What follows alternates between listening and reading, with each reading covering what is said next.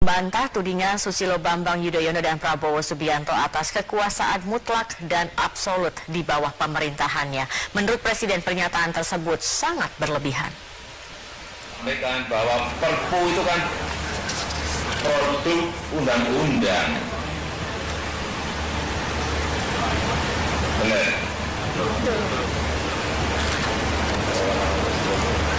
Dan dalam mengeluarkan Perpu kan juga ada mekanismenya. Artinya setelah Presiden mengeluarkan Perpu, itu kan ada mekanisme lagi di DPR. Yang di situ juga ada mekanisme yang demokratis. Ada fraksi-fraksi, apakah setuju dan tidak setuju. Nah, artinya sekali tidak ada yang namanya kekuasaan absolut mutlak dari mana, nggak ada. Ya. Pak, power itu berlebihan nggak sih Pak? Sangat berlebihan. Pak, kalau yang kritisi... Apalagi setelah di Dewan nanti masih ada proses lagi, kalau tidak setuju bisa ke MK, iya kan? Kita ini kan negara demokrasi sekaligus negara hukum, jadi proses-proses seperti itu sangat terbuka sekali kok. Atau masih ada tambahan bonus demo sudah nggak apa-apa juga. Kan sudah nggak apa-apa gitu. Jadi jangan dibesar-besarkan hal yang sebetulnya memang tidak ada gitu ya. Ya, pemirsa, pertemuan antara Susilo Bambang Yudhoyono dan Prabowo di CKS merupakan langkah baru dalam membayang-bayangi pemerintah yang sedang berkuasa saat ini. Dari hasil pertemuan itu disepakati untuk terus mengkritisi pemerintah, khususnya terkait undang-undang pemilu yang baru disepakati DPR. Namun, di balik hasilnya, ada makna tersendiri dari arti pertemuan itu, yaitu mengapa pertemuan sengaja digelar usai DPR ketok palu undang-undang pemilu baru, dan juga mengapa mantan Presiden SBY dan Prabowo mengajak serta dari pihak keluarga dalam pertemuan, dan yang tidak biasa, yakni adanya nasi goreng yang sengaja disajikan untuk para tamu. Komunikasi apa yang hendak disampaikan dari CKS kepada masyarakat, kami akan langsung membahasnya di sini seperti apa kita analisa dari komunikasi politik antara keduanya, dan juga bagaimana kita melihat analisa dari gesture keduanya. Kita akan langsung membahasnya bersama dengan Gun-Gun Herianto sebagai pengamat komunikasi politik, dan juga Monika Kumalasari, pakar gesture di sini. Selamat pagi. Mbak Monika dan juga Mas Gun-Gun. Ketika kalau melihat pertemuan SBY dan Prabowo yang selama ini kita lihat sepertinya tidak bisa menyatu gitu. Akhirnya kemarin kita melihat bahwa bagaimana keduanya dipertemukan dengan sepiring nasi goreng begitu ya. Mas Gun-Gun melihatnya seperti apa di latar belakang pertemuan ini sendiri, apa yang akhirnya memicu keduanya? Pertanyaan menarik ya ketika ditanya konteks atau latar belakang pertemuan, karena dimensi komunikasi politik itu kan stressing pointnya pada pesan. Pesan yang ingin disampaikan untuk mempengaruhi lingkungan politik, dan selalu terikat dengan konteksnya. Kalau kita membaca, konteksnya adalah pemanfaatan momentum sebenarnya. Kenapa saya bilang pemanfaatan momentum? Karena kan kemarin perhatian publik tercurah pada undang-undang pemilu yang 9 bulan terbahas, dan kemudian dua isu krusial sampai di penghujung tidak bisa diselesaikan dengan cara musyawarah dan mufakat, yaitu soal konversi suara ya kan, dan presidensial threshold. Dan undang-undang pemilu ini membuat ada 4 partai walk out, dan proses walk outnya partai antara Gerindra, PKS, kemudian PAN dan Partai Demokrat itu menggulirkan momentum politik bagi mereka untuk mengikat, artinya simpelnya konsolidasi. Dan konsolidasi itu kemudian mulai diinisiasi oleh Partai Gerindra bertemu dengan Partai Demokrat dengan simbolik pertemuan atau perjumpaan antara Pak Prabowo dengan Pak SBY. Yang kedua, tentu dimensi konteksnya adalah ini jalur untuk kontestasi elektoral 2019 itu kan sudah terbuka setelah undang-undang disahkan, dan kita harus menghormati undang-undang yang sudah disahkan itu, bukan dengan cara-cara yang berlebihan, tetapi harusnya menunggu yang disebut atau judicial review di Mahkamah Konstitusi, terutama terkait dengan presidensial threshold. Tetapi kemudian bacaan para elit partai politik kan sudah real, sementara jalur 20% kursi DPR atau 25% suara sah nasional sebagai prasyarat atau ambang batas untuk pencalonan presiden itu menjadi peta yang harus dibaca saat ini. Maksud saya begini, Saskia, kan jelas ya, dengan angka 20% atau 25% suara sah nasional, rasa-rasanya agak sulit membentuk poros ketiga. Dengan komposisi sekarang partai-partai yang sudah mulai mendeklarasikan dukungan pada Pak Jokowi. Sampai hari ini sudah ada 4 partai yang mendeklarasikan pada dukungannya pada Pak Jokowi, antara lain adalah ada Partai Nasdem, kemudian ada P3, kemudian ada Golkar, ya kan? Ini menurut saya menjadi bacaan karena begini, Saskia, kalau kita baca komposisi suara, kan dukungan pada Pak Jokowi itu kalau masih memasukkan PAN itu sekitar 69%-an, lebih sedikit. Kalau PAN keluar itu menjadi 60,4%, sehingga kemudian dengan deklarasi sekarang partai-partai minus PD Perjuangan kan belum mendeklarasikan dukungan ya, dengan 19% kursi DPR atau 18% suara sah nasional. Nah ini maksudnya gini Saskia, dengan komposisi seperti itu kita bisa mengatakan bahwa dukungan pada Jokowi itu mulai konsolidatif, tetapi dukungan kekuatan di luarnya itu harus masih mengupayakan. Artinya Prabowo ini sudah mulai kebakaran jenggot kah begitu, bahwa melihat dari hitung-hitungan dengan apalagi dengan adanya undang-undang pemilu yang mengatakan 20%, bahwa ini tidak akan cukup begitu, sehingga harus menggait Demokrat yang selama ini selalu ingin menjadi partai penengah begitu. Iya, ada kebutuhan dari keduanya. Partai Gerindra itu jelas rasa-rasanya sulit melaju sendirian. Dia sudah punya mitra sejak lama, yaitu Partai Keadilan Sejahtera. Hanya kemudian di sini ada kebutuhan Partai Demokrat. Partai Demokrat harus kemudian juga melakukan komunikasi politik, karena tadi agak sulit dengan komposisi sekarang itu rasa-rasanya membentuk poros ketiga. Sehingga kemudian ada silaturahmi politik dengan Partai Gerindra. Baik, yang menarik juga untuk dilihat ini adalah bagaimana gesture keduanya kemarin. Kalau kita melihat Mbak Monica ini kan sebagai pakar atau analis dari gesture, apa yang bisa kita tangkap dari pertemuan keduanya? Benarkah memang ini kan keduanya ini bisa dikatakan selama ini mencoba untuk bersatu, tapi selalu tidak pernah begitu ya, tidak pernah bisa bersatu gitu. Nah, kalau melihat kemarin bagaimana Mbak Monica membacanya? Oke, kita baca dulu simbol ya, yang ada di mana-mana adalah mengenai diplomasi nasi goreng. Nasi gorengnya sendiri gitu ya. Nasi gorengnya sendiri. Nah, kalau kita lihat dari konteks si nasi goreng, apalagi nasi gorengnya ini adalah nasi goreng abang-abang lewat gitu ya. Nah, maka ini ada yang terjadi dengan seperti dikatakan mirror neuron system, bahwa apa yang dilakukan oleh seseorang akan memirroring, artinya terjadi juga gitu ya. Nah, kalau kita lihat adalah apa yang dilakukan oleh Presiden Jokowi sebelumnya dengan kopi lokal ya kan. Nah, sekarang juga di pertemuan ini mengangkat nasi goreng lokal dari Ngawi gitu ya. Nah, kesukaan Pak SBY kata langganannya. Kesukaan Pak SBY, betul.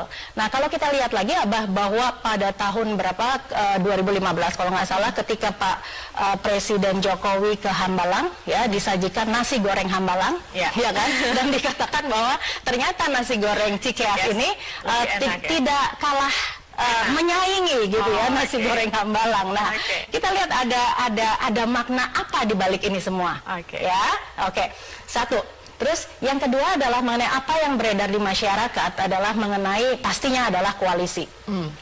Kalau kita lihat kepentingan dari pertemuan ini adalah kan membicarakan mengenai presidential threshold tadi ya, dan yang kita perlu perhatikan ya, sesuai apakah statementnya SBY sesuai dengan bahasa tubuh atau gesturnya. Kita lihat saat ini. Intinya kan gini, beliau mengatakan bahwa ini bukan berarti koalisi, ya. Nah, maka kita lihat sepanjang pembicaraan, ya, ketika jumpa pers, nah, SBY itu gini, sini pegang mic, tangannya yang satu selalu berada di, di meja dekat-dekat sini, ya. Tetapi di akhir, ketika beliau memberikan kesempatan kepada Prabowo untuk berbicara, nah, ini yang mulai turun.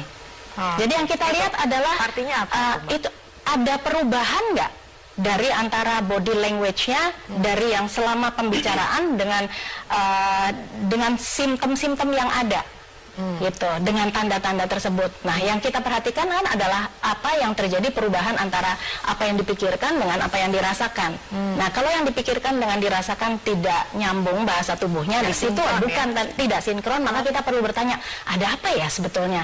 Nah, yang saya terutama perhatikan di sini karena sumber daya kita terbatas, kita tidak bisa lihat pembicaraannya langsung, tetapi yang kita lihat adalah konferensi pers, dan karena ini di hadapan layar kaca dan lain-lain, sehingga artinya ini kondisinya boleh kita artikan, gitu ya, high stake namanya.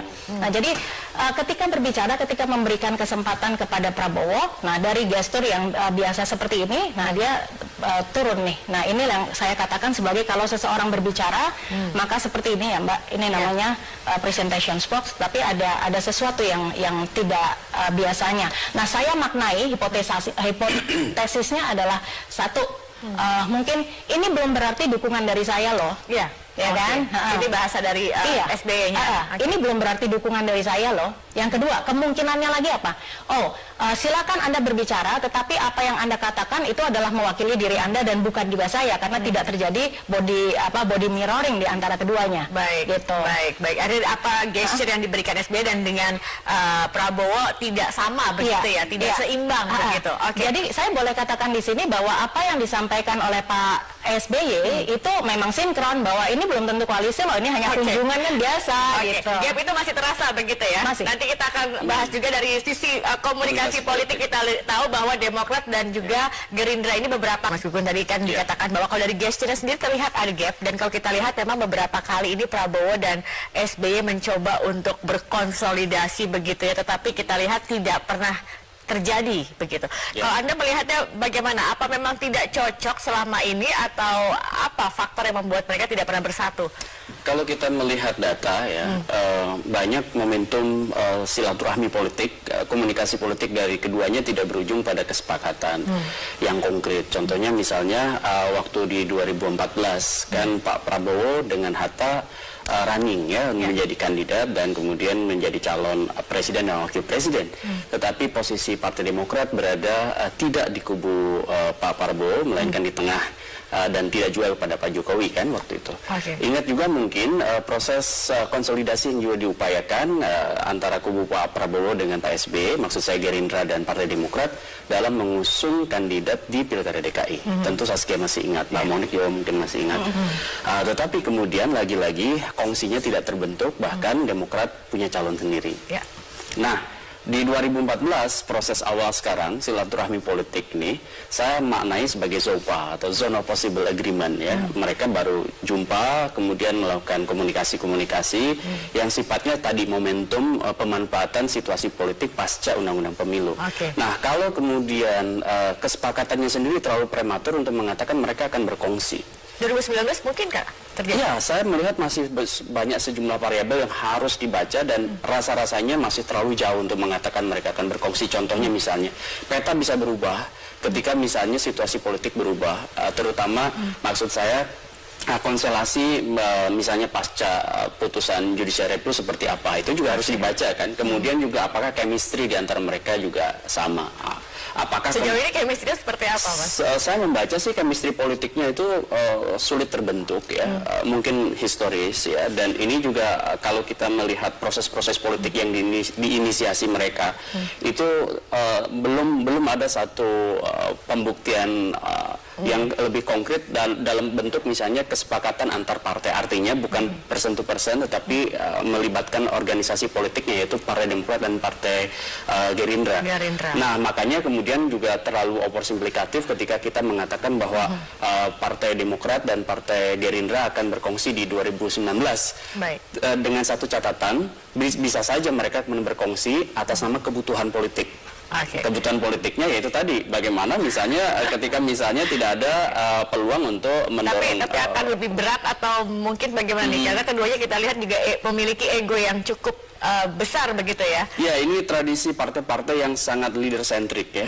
Jadi ketergantungan pada figur utama dan figur utama sangat menentukan sehingga terjadi yang disebutkan gejala groupthink dalam istilah komunikasi politik tuh. Jadi rasa-rasanya itu akan sangat bergantung kepada Pak Jokowi dan kepada Pak SBY dan kepada Pak Prabowo. Dua figur ini yang sebenarnya lebih menentukan dibanding misalnya keputusan-keputusan formal yang kemudian diambil oleh organisasi, karena menurut saya posisi figurnya sangat sentral di kedua partai itu. Baik. Ini kalau dilihat dari gesturnya nih Mbak, keduanya ini apakah tadi kita dikatakan bahwa memiliki histori tersendiri, kemudian memiliki ego yang juga bisa dikatakan cukup besar. Tapi kalau melihat chemistry-nya sendiri dalam pertemuan kemarin ini sudah mulai terbentuk, sudah mulai adakah Mbak Monika kalau melihat ini? Saya membahas dulu mengenai tadi Mbak katakan sebagai ego, ya. Kita lihat di sini, kita nggak bisa lihat bahwa ini ego dan sebagainya, tetapi kalau kita lihat dari kepakaran saya adalah mengenai gesture adalah ini adalah baseline atau tipikalnya dari tentara seperti ini, ya. Nah, dalam pembicaraan ketika Pak Prabowo mengatakan, jadi di awal tuh ada proses yang disebut dengan pacing, ya. Dia mengatakan bahwa wah ternyata nasi gorengnya ini intelnya Pak SBY masih works on gitu ya, karena tahu kesukaannya gitu ya. Terus juga beberapa kali beliau mengatakan mengenai kesamaan-kesamaan background gitu. Tapi Anda lihat bagaimana respons dari Pak SBY, ya, tidak ada perubahan dalam hal antara apa yang dipikirkan dengan emosi yang terlihat melalui gesture. Jadi biasa aja. Ya, nah saya menganggap di sini adalah bahwa apa yang dikatakan oleh Pak Prabowo mengenai beberapa kesamaan tersebut semuanya direspons dengan biasa-biasa saja. Biasa saja, tidak ada sesuatu yang tidak ada sesuatu yang iya. Nah, justru yang ditunjang oleh gesturnya adalah pertemuan ini kan beliau mengatakan yang paling distressing adalah mengenai saya mengawal. Ya, kata-kata mengawal secara verbal itu muncul beberapa kali dan ini konsisten dengan bahasa tubuh yang dia katakan mengenai beliau katakan mengenai mengawal. Nah ini, sementara pada saat momen yang lain biasa aja begini. Ya, nah jadi kalau kita berbicara mengenai gesture, kita berbicara mengenai karena di sini juga tidak terjadi, tidak terlihat perubahan facial expression atau bahkan micro expressionnya tidak terlihat dengan jelas, nggak terlihat dengan jelas. Yang kedua adalah body language terlihat di sini mengenai tadi ini mengawal. Nah ini yang jelas seperti ini, ya. Nah dari voice, dari suara, saya tidak mendapatkan ada tekanan-tekanan di beberapa hal kecuali pada saat akhir mengatakan the power must go unchecked. Seperti itu sampai saya ulangi sekali lagi. Jadi kita lihat bahwa di sini ada tekanan dan apa yang disampaikan adalah sesuatu yang normatif. Ya kan, biasa dong mantan pasti melihat presiden sekarang gitu ya. Nah itu biasa. Terus kayak gitu kita lihat lagi dari tadi dari verbal, dari voice gitu ya. Nah dari konten juga fine aja gitu. Berbeda dengan verbal yang digunakan oleh Pak Prabowo yang mengatakan bahwa ini adalah lelucon politik gitu ya. Tapi kalau kita lihat juga banyak yang mengatakan dari gesturnya SBY terlihat tegang begitu. Beberapa kali Prabowo mengajak bercanda, tetapi sepertinya SBY lebih terlihat tegang begitu, Mbak. Ya, jadi kan ini akan membawa dampak persepsi masyarakat. Nah, saya lihat adalah ketidakcairannya adalah mengenai persepsi apa yang kira-kira akan ditangkap oleh masyarakat sehingga beliau seperti kelihatan agak menjaga beberapa ekspresi yang tidak natural. Baik, dengan kehadiran keluarga sendiri apa ini simbolnya? Kehadiran keluarga ini karena udah mantan ya kan, apapun yang dikatakan juga pasti didukung oleh keluarga gitu ya. Tidak ada makna khusus, hanya mendampingi saja begitu ya. Baik, kemudian kalau kita lihat juga beberapa pernyataan dari SBY dan juga Prabowo yang bisa dikatakan cukup keras, Mas Gun-Gun. Kalau kita lihat kan masalah presidensial threshold bukan sesuatu yang baru, ini sudah dilakukan sejak sebelum-sebelumnya begitu. Kemudian SBY mengatakan juga akan ada gerakan moral juga yang dilakukan. Apa yang dapat Anda baca dari pernyataan ini? Prabowo menyatakan bahwa adalah sesuatu lelucon politik yang menipu rakyat, begitu kan? SBY menyatakan juga kami akan meningkatkan komunikasi dan juga kerjasama meski tidak dalam bentuk koalisi, gitu. Ini bersama dengan Prabowo, begitu.